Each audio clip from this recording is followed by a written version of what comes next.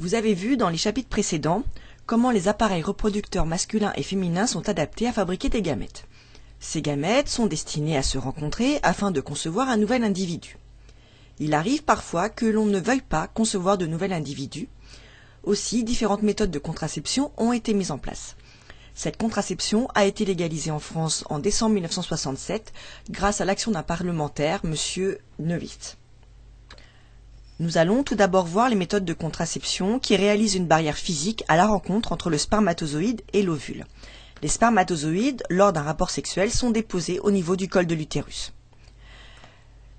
Parmi ces méthodes qui empêchent la rencontre entre le spermatozoïde et l'ovule, vous avez une des plus connues, qui est le préservatif masculin, ou la capote, qui se met autour de la verge et qui va empêcher le sperme d'arriver au niveau du col de l'utérus. Donc ici vous avez un préservatif masculin avec un réservoir qui n'était pas représenté sur le dessin précédent. Il existe de la même manière un préservatif féminin qui se met au niveau du vagin et qui empêche la rencontre entre les spermatozoïdes et les ovules.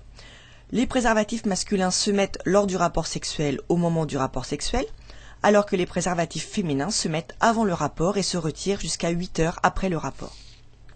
Ces deux types de préservatifs réalisent une barrière physique efficace non seulement pour ne pas concevoir d'enfants, mais également pour éviter d'être infecté par des maladies sexuellement transmissibles. Parmi celles-ci, vous connaissez le VIH, tristement célèbre puisqu'il est encore mortel actuellement, les chlamydia, la syphilis, qui sont des maladies qui se soignent mais qui posent des problèmes, certaines pouvant passer inaperçues et pouvant déclencher des stérilités. Nous allons voir maintenant d'autres méthodes de barrière physique, mais qui n'empêchent pas les IST d'apparaître. Parmi celles-ci, nous allons voir celles qui empêchent de la même manière les spermatozoïdes de remonter au niveau de l'utérus, qui sont les capes cervicales et les diaphragmes, et la deuxième qui est le stérilet. Les diaphragmes et les capes cervicales se mettent donc au niveau du col de l'utérus et empêchent le passage des spermatozoïdes. Ces diaphragmes et capes cervicales se mettent avec des crèmes spermicides qui permettent de tuer le maximum de spermatozoïdes. Les stérilets, ici vous avez deux types de stérilets différents, sont une barrière physique à la nidation, c'est-à-dire qu'ils vont empêcher la muqueuse utérine de se refabriquer. S'il n'y a pas de muqueuse utérine, un embryon ne va pas pouvoir s'accrocher à la muqueuse utérine, il n'y aura pas développement de la grossesse. Nous allons voir maintenant les méthodes de contraception dites hormonales.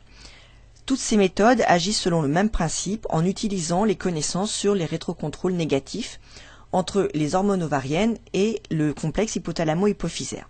Vous avez sur ce graphique les variations hormonales qui se réalisent chez une femme pendant un cycle normal, avec les variations des hormones hypophysaires, le pic de LH qui permet l'ovulation, et les variations de l'œstradiol fabriqué par le follicule en croissance et de la progestérone fabriquée par le corps jaune.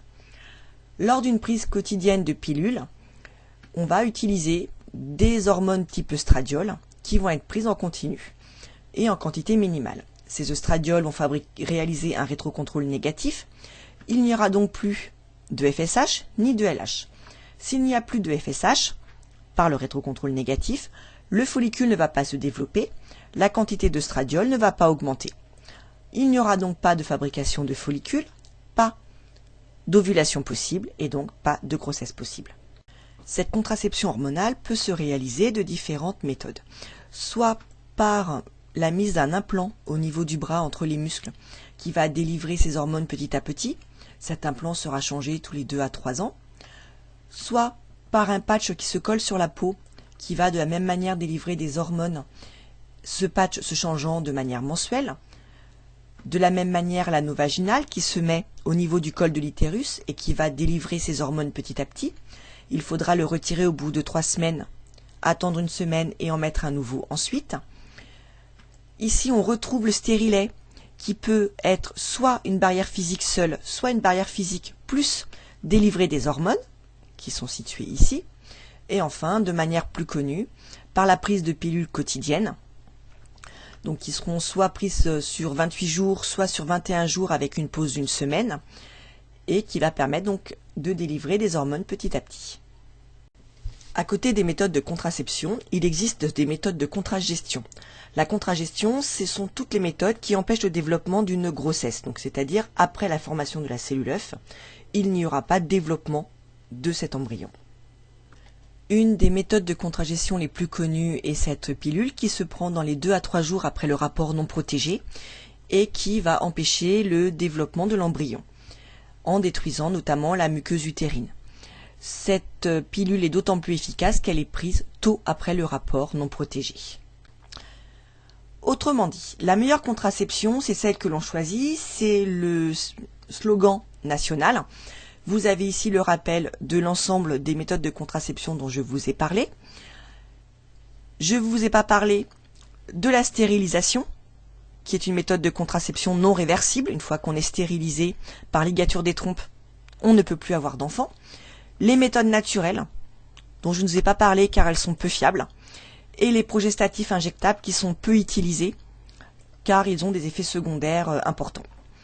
Si vous voulez avoir plus d'informations sur les différentes méthodes de contraception, vous pouvez aller sur le site Choisir sa contraception, où vous avez différents films qui vous expliquent ces différentes méthodes. Durant la vie d'une femme, les moyens de contraception utilisés peuvent varier. Vous avez ici un graphique vous donnant les méthodes utilisées selon l'âge des femmes. Vous pouvez voir que le mode de contraception le plus utilisé en France est la pilule, qui représente une bonne part. Ensuite, les méthodes changent selon l'âge des femmes. Plus vous êtes jeune et plus le préservatif est utilisé. C'est normal, c'est l'âge des premiers rapports où il faut se protéger des maladies sexuellement transmissibles et donc le port du préservatif est très utilisé. Il peut être ou pas combiné à l'utilisation de la pilule. Ensuite, lorsque les couples vieillissent un peu et que les relations sont plus stables, les femmes utilisent plus comme moyen de contraception le stérilet, qui a été longtemps cantonné aux femmes ayant déjà eu des enfants et qui est maintenant utilisé pour les femmes n'en ayant jamais eu, mais qu'il faut retirer lorsqu'on veut en avoir un. En vieillissant également, les femmes, de plus en plus, n'utilisent aucune méthode de contraception, alors qu'elles sont en âge d'avoir des enfants. Il y a plus de risques dans ces cas-là.